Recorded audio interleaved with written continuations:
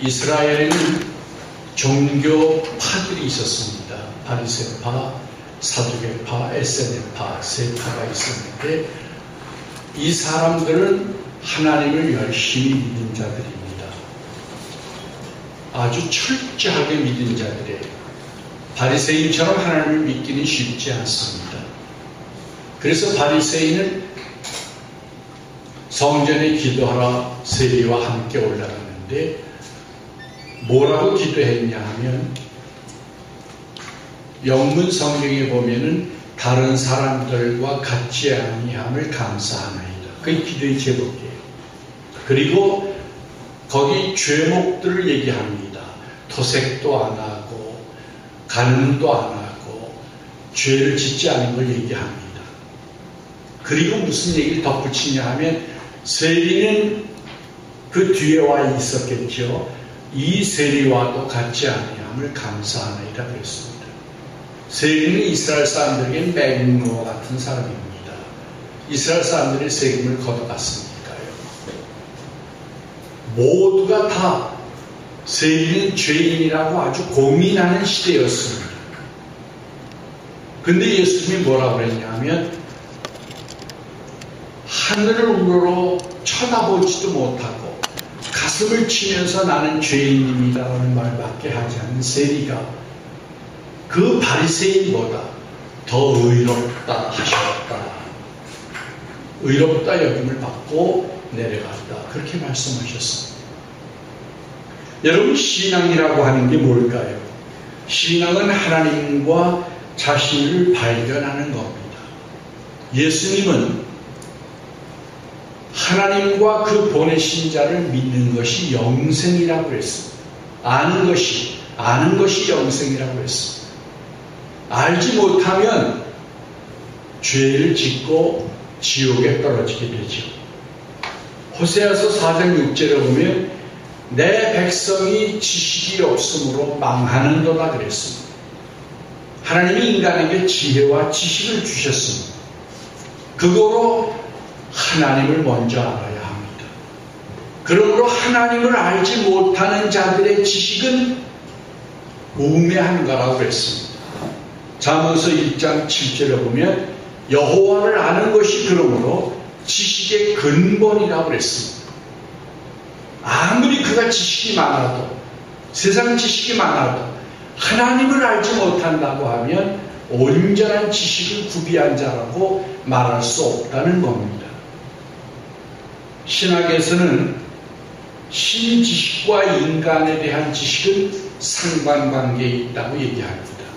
하나님을 어떻게 아느냐에 따라서 내가 누구인지가 발견됩니다. 그래서 이 지식은 상관관계에 있는 겁니다.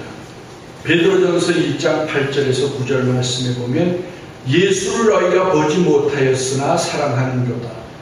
이제도 믿지 못하나 믿고 말할 수 없는 영광스러운 즐거움으로 기뻐하니 믿음의 결국 곧 영혼의 구원을 받음이라 그랬습니다. 여러분, 우리가 왜 믿습니까? 믿음의 결국이 뭡니까? 영혼의 구원이라고 그랬습니다. 하나님은 물론 우리들의 몸의 문제도 해결해 주시고 삶의 문제도 해결해 주십니다. 그러나 하나님이 가장 중히 여기어 사랑하는 것은 우리들의 영혼입니다. 마태복음 11장 28절 잘 아시죠? 수고하고 무거운 짐진 자들아 다 내게로 오라. 내가 너희를 쉬게 하리라. 세상은 수고하고 무거운 짐입니다. 시편 90편 10절에 보면 우리의 연수가 70이요 강건하면 80이라도 그 연수에 자라는 수고와 슬픔뿐이요 신속히 가니 우리가 날아가나이다. 여러분, 나이 든 사람들은 날아가고 애기와 젊은이들은 시간이 안 갑니다. 그러나 진실이 뭘까요? 날아가는 게 진실입니다. 진실이 뭘까요? 인생을 다 살고 보면 수고와 슬픔뿐인 게 진실입니다. 그래서 하나님의 구원이 필요한 겁니다. 왜 신앙이 뭡니까? 더 나은 인간성을 위해서 우리는 신앙을 갖습니다. 인품이 더 좋아지기 위해서 신앙을 갖습니다. 하나님의 말씀을 왜 읽습니까? 더 나은 인격을 갖기 위해서 읽습니다. 그리고 우리는 축복을 받기 위해서 신앙을 갖습니다. 기복신앙이 되면 안 되죠. 샤머니즘처럼 악신들을 물리치고 복을 주는 신을 불러들이는 식으로 하면 안 됩니다. 하나님은 인격적인 신이십니다. 그리고 윤리적인 신이십니다. 그러나 하나님은 축복의 근원입니다. 인간의 축복 없이는, 하나님의 축복 없이는 못 삽니다. 하나님은 인간에게 축복해 주시기 원하십니다. 우리는 왜 신앙을 갖습니까? 도움을 받기 위해서 갖습니다. 삶의 현장에서 우리는 매 순간 도움이 필요합니다. 누가 돕습니까? 사람들이 돕지만 하나님의 도움은 더 큽니다. 하나님은 성령을 뭐라고 그랬습니까? 돕는 자, the helper라고 그랬습니다. 돕는 자. 하나님은 우리 가운데 뭐로 와 계십니까? 돕는 자로 와 계십니다. 기독교 신앙에는 두 가지 표지가 있습니다. 하나는 감사요, 하나는 기도입니다. 기독교인들은 신앙을 가지면 감사부터 배웁니다. 모든 일에 감사하게 됩니다. 이해할 수 없는 일이죠. 과거는 선으로 바꾸어 주실 것을 믿고 감사합니다. 잘 아시는 로마서 8장 28절입니다. 우리가 알거니와 하나님을 사랑하는 자, 곧 그 뜻대로 부르심을 입은 자들에게는 모든 것이 합력하여 선을 이루느니라. 내가 잘나서 실수했든지 못나서 실수했든지 우리들은 잘못을 범합니다. 그러나 하나님은 그 모든 것들을 선으로 바꾸어 주신다고 얘기했습니다. 현재는 도우십니다. 우리와 길을 함께 가시며 도와주십니다. 그래서 우리는 하나님을 믿습니다. 미래는 인도하시고 비전을 주십니다. 꿈이 없던 자들에게 꿈을 주시고 미래가 없던 자들에게 미래를 주십니다. 그것이 하나님이 하시는 일입니다. 우리는 왜 기도합니까? 디모데전서 2장 1절 말씀을 보면 모든 사람을 위하여 간구와 기도와 도고와 감사를 하되 그랬습니다. 여기 기도의 네 가지 양태가 나타납니다. 간구, 기도, 도고, 감사입니다. 버클레이는 이렇게 해석했습니다. 감사는 대시스라는 것이 원어인데 요구한다는 뜻입니다. 이 단어는 하나님과 사람 앞에 다 적용되는 말입니다. 사람에게 요구할 때도 하나님께 요구할 때도 쓸 수 있는 단어입니다. 그러나 우리가 보통 얘기하는 기도, 그건 프로시케라는 건데 하나님께만 요구하는 겁니다. 하나님께만 요구해야 할 영역이 있습니다. 하나님만이 해결할 수 있는 영역이 있습니다. 그게 기도입니다. 도구는 애원이라는 뜻입니다. 엔투시스라는 말인데 임금 앞에 임금의 어전에 나가서 청혼하는 겁니다. 하나님의 어전에 나가서 내 사정을 청혼하는 겁니다. 그리고 감사는 유카리스티아인데 말 그대로 감사를 드리는 겁니다. 신앙의 목표가 뭘까요? 이스라엘 사람들을 이집트에서 하나님이 구원하신 후에 광야에서 그들에게 뭘 주셨습니까? 시내산에서 율법을 주셨습니다. 십계명을 주셨습니다. 그 십계명을 주시기 위해서 건져낸 겁니다. 신앙은 의를 목표로 삼고 있습니다. 신학적으로는 칭의와 성화의 두 단계가 있다고 합니다. 칭의는 죄 지은 사람을 예수님의 십자가를 보고 의롭다고 인정하는 단계입니다. 그러나 죽을 때까지 그 단계만 있으면 안 되죠. 그 다음에는 성장해야 합니다. 의로워져야 합니다. 경건해져야 하고 거룩해져야 합니다. 이것이 신앙의 목표입니다. 바리새인들은 하나님을 그처럼 사랑했지만 신앙에 실패했습니다. 내가 너희에게 이르노니 이에 저 바리새인이 아니고 이 사람이 의롭다 하심을 받고 그의 집으로 내려간다느니라. 하나님의 본성을 알아야 합니다. 하나님은 어떤 분이십니까? 예수님을 통해서 계시해 주셨습니다. 예수님이 누구였습니까? 죄인과 세리의 친구였습니다.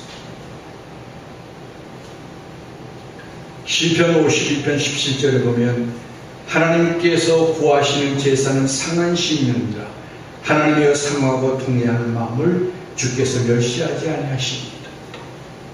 죄를 안 짓고 다른 사람을 정죄하는 사람보다는 죄를 지었어도, 죄를 지으란 말이 아니라요, 할 수 없이 죄를 지었어도 마음이 깨어지고 상해서 통회하는 자를 하나님은 더 사랑하신다는 말입니다.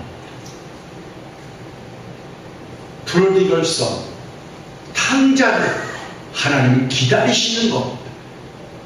의인보다 죄인이 회개하는 것을 하나님은 더 기뻐한다고 그랬어요. 하나님은 말씀으로 계시하십니다. 하나님을 만나고 싶으면 말씀을 주야로 묵상해야 합니다. 5분만 시간을 내면 우리는 적어도 2-3장의 성경을 읽을 수 있습니다. 하루에 3장을 읽으면 1년이면 성경 전체를 볼 수 있습니다. 5분이라는 시간은 긴 시간이 아니잖아요. 그것도 안 내면 안 됩니다.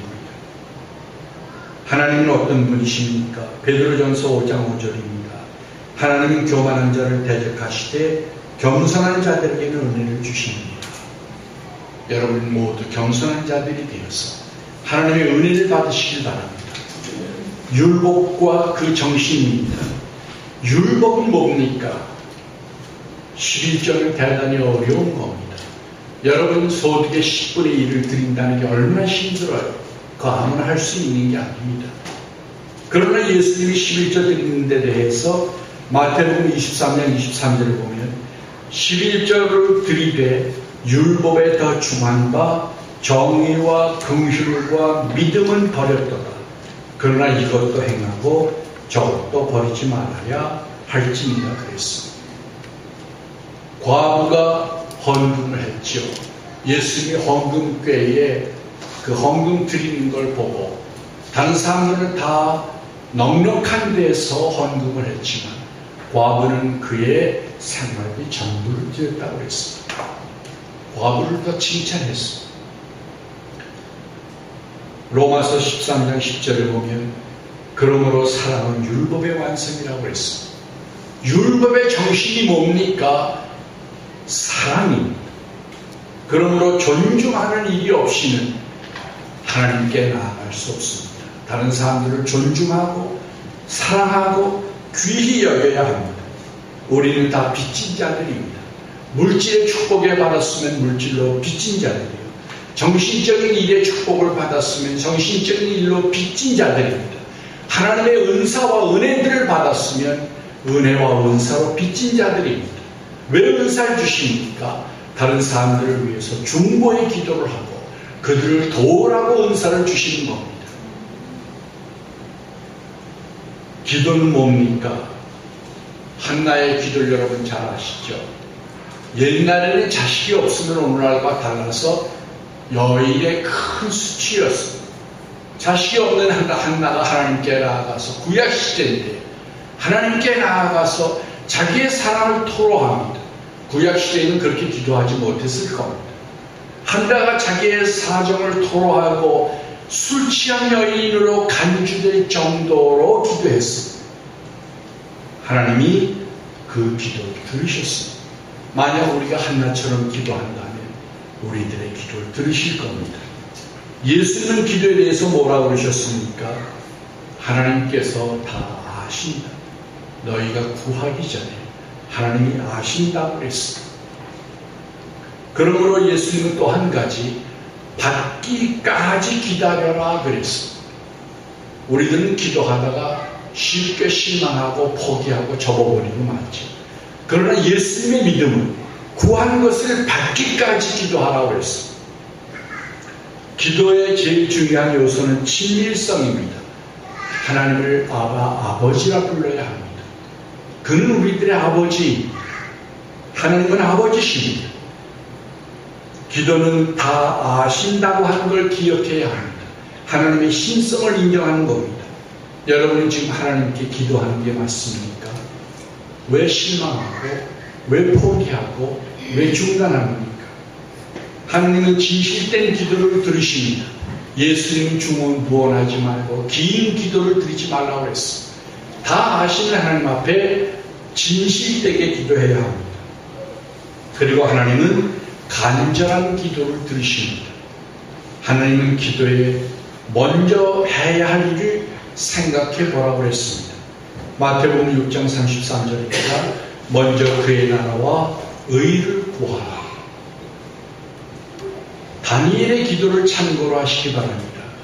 다니엘은 다니엘서 9장 23절에 보면 천사가 와서 말하기를 곧 네가 기도를 시작할 즈음에 명령이 내렸으므로 그랬습니다. 기도를 시작할 때 벌써 천사를 하나님이 보내신 거예요. 하나님이 기도를 다 듣는 거 아니에요. 우리는 끝까지 다 해야 하나님이 들으실 줄 생각하죠. 하나님은 벌써 기도 시작할 때 무슨 기도를 할지 아시고 벌써 응답하셨다는 얘기입니다. 골방이 필요합니다. 예수님은 골방을 가지라고 했습니다. 회당이 아니라, 거리가 아니라 골방이 필요합니다. 교만은 무엇입니까? 하나님이 제일 싫어하는 겁니다. 마귀가 정죄된 죄목입니다. 디모데전서 3장 6절에 보면 교만하여져서 마귀를 정죄하는 그 정죄에 빠질까 하며 그랬습니다. 마귀가 정죄받은 죄목이 교만이에요. 하나님이 제일 싫어하는 겁니다. 어거스틴에게 사람이 물었습니다. 그리스도인의 제일 되는 덕목이 뭡니까? 그때 어거스틴이 한 말이 첫째도 겸손이요, 둘째도 겸손이요, 셋째도 겸손이라고 했습니다. 하나님 앞에 겸손하지 않고는 절대로 은혜를 못 받습니다. 하나님 앞에 겸손하고 사람 앞에 겸손해야 합니다. 하나님 앞에는 겸손한데 사람 앞에 겸손하지 못한 사람들이 많아요. 기독교인 중에. 겸손해야 합니다. 예수님은 겸손하셨습니다. 하나님의 위치를 버리고 인간으로 오셔서 죄인들과 함께 잡수셨습니다. 우리도 그렇게 낮아질 수 있을까요? 우월감은 가장 큰 거침돌이, 신앙은 낮아지는 자의 것입니다. 비교는 뭡니까? 인간의 근본적인 병은 비교입니다. 우리들은 얼마나 많이 비교하고 삽니까? 저 사람이 가진 선군 능력은 뭔데? 나는 왜 그렇지 못한가? 그리고 늘 비교하며 살잖아요. 옆이 아니라 위를 봐야 합니다. 기독교는 인간은 하나님 앞에 단독자라고 했습니다. 하나님 앞에 단독자로 서야 합니다. 하나님을 바라봐야 합니다. 하나님이 없으니까 보이는 사람밖에 안 보이죠. 그러니까 비교하고 교만하는 거예요. 하나님 앞에 살도록 되어 있습니다. 하나님 앞에 서도록 되어 있습니다. 하나님을 바라봐야 합니다. 옆이 아니라 위입니다. 하나님의 사랑, 하나님의 영광, 하나님께 순종하며 살아야 합니다. 인생의 목표는 하나님을 사랑하는 겁니다. 어느 목사님이 그렇게 얘기했어요. 사람들이 안을 충실히 하려고 하지 않고 밖을 자꾸 키우려고 한다는 거예요. 밖에 많이 신경을 쓰는 거예요. 재산 모으는 일에 신경을 쓰고 얼마나 노력합니까? 내 인간이 달라지기 위해서는 얼마나 노력했습니까? 내가 밤잠을 안 자고 바깥 것들을 위해서 신경 쓰는 만큼 안의 것들을 위해서 신경을 썼습니까? 인간은 홀로 사는 겁니다. 베드로와 요한의 얘기를 하시죠. 예수님이 베드로의 앞길을 예언할 때에 사람들이 띠를 띠고 내 앞을 끌고 가리라고 그랬죠. 그때 베드로가 예수님에게 물었어요. 요한, 예수님이 사랑하시는 제자죠. 요한은 어떻게 되겠습니까? 그때 예수님이 뭐라고 그랬냐면 요한복음 21장 22절에 보면 내게 무슨 상관이냐 너는 나를 따르라. 내게 무슨 상관이냐. 여러분 옆에 사람이 어떤 축복을 받든 그게 여러분에게 무슨 상관입니까? 하나님을 바라보고 하나님을 따라 나아가야 합니다. 무엇하러 우리는 교회에 나옵니까? 요한은 이렇게 얘기했습니다. 화려한 옷을 입은 사람들을 보려고 광야에 나갔더니 예수님의 말씀입니다. 요한에 대해서 왜 광야에 나가느냐? 왜 교회에 옵니까? 기억해보는 이 비유를 한 명은 기도하러 갔고 한 명은 자기 자신을 자랑하러 쇼하러 갔다고 했습니다. 보이기 위해서, 자랑하기 위해서 교회 성전에 올라갔다는 겁니다. 무교회주의자들이 있습니다. 그러나 성경은 예수님은 분명히 베드로의 신앙 위에 교회를 설립하겠다고 했습니다. 교회는 하나님이 세우신 제도입니다. 교회에 문제가 많아도 여전히 교회는 하나님의 교회입니다. 사도행전 보면 2장 42절에 그들이 사도의 가르침을 받아 서로 교제합니다. 서로 교제합니다. 성도의 교제가 큰 힘이 됩니다. 떠올 때 이건 서로 도와준 겁니다. 그때는 성찬식이 아니라 애찬식이었습니다. 식사를 하는 겁니다. 오로지 기도하기를 힘쓰니라 그랬습니다. 함께 기도하는 게 중요합니다. 마태복음 18장 19절에 예수님이 두 사람이 땅에서 합심하여 무엇인지 구하면 이루게 하시리라 그랬습니다. 나 혼자 기도하는 것보다 교회에서 함께 기도하는 것이 하나님 앞에 더 아름답다는 겁니다. 하나님을 만나기 위해서 교회에 나옵니다. 그리고 사람을 만나기 위해서, 신앙의 선배를 만나기 위해서, 신앙의 상담자들을 만나기 위해서 교회에 나오는 겁니다. 신앙과 인품은 무슨 상관이 있을까요? 신앙은 좋은데 인간성은 나쁘다. 그런 말이 가능할까요? 그건 뭔가 잘못된 겁니다. 신앙은 성령을 받으면 열매가 맺힌다고 그랬습니다. 갈라디아서 5장 22절에서 23절 사랑, 희락, 화평, 오래 참음, 자비, 양선, 충성, 온유, 절제 이런 덕목들이 생겨야 신앙입니다. 신앙의 객관적인 표지는 뭡니까? 인격입니다. 인격이 나쁜데 신앙이 좋다. 그건 전혀 잘못된 말입니다. 빌립보서 4장 5절을 보면 너희 관용을 모든 사람에게 알게 하라. 주께서 가까우시느니라 그랬습니다. 관용, 너그러움을 알게 하라는 거예요. 예수 믿는 사람이 빡빡하고 그러면 안 되죠. 너그러워야 하고 억셉트, 받아줘야 하고 서로 받으라고 그랬습니다. 특별히 가족 간에 관용이 필요합니다. 가족이라는 한 공간에서 어쩔 수가 없잖아요. 안 볼 수도 없고 원수같이 살지 말고 관용을 베풀어야 합니다. 에베소 4장 32절입니다. 서로 친절하게 합니다. 그리스도인들이 친절하지 않으면 안 되죠. 친절은 세상 덕목만이 아닙니다. 그리스도인들의 덕목입니다. 불쌍히 여기며 서로 용서하기를 하나님이 그리스도 안에서 너희를 용서함과 같이 하라 그랬습니다. 인간적이고 존경할 수 있어야 신앙인이라고 부를 수가 있습니다. 신학에서는 접촉점이라고 부릅니다. Point of Contact. 우리가 전도를 할 때 뭔가 접촉점이 있어야 합니다.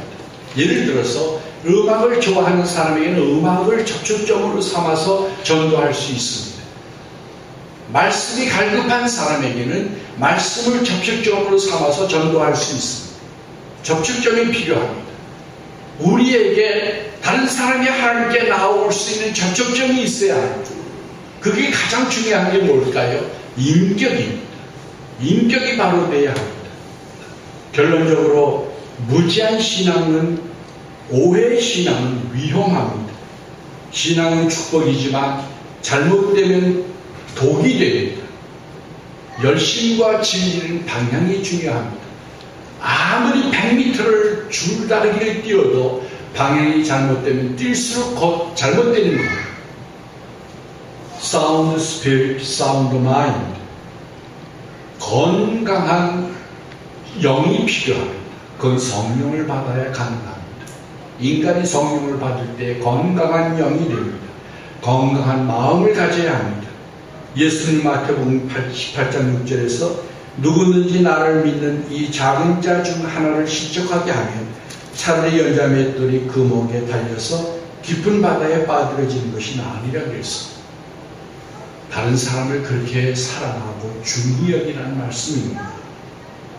신앙은 겸손입니다. 베드로전서 5장 5절의 말씀 다시 기억하면서 여러분 하나님 앞에 겸손해서 은혜를 받으시는 분들이 되길 바랍니다. 기도하시겠습니다. 사랑의 아버지 하나님, 죄 많은 저희들을 구원하여 주셔서 하나님의 긍휼 안에 거하게 하심을 감사합니다.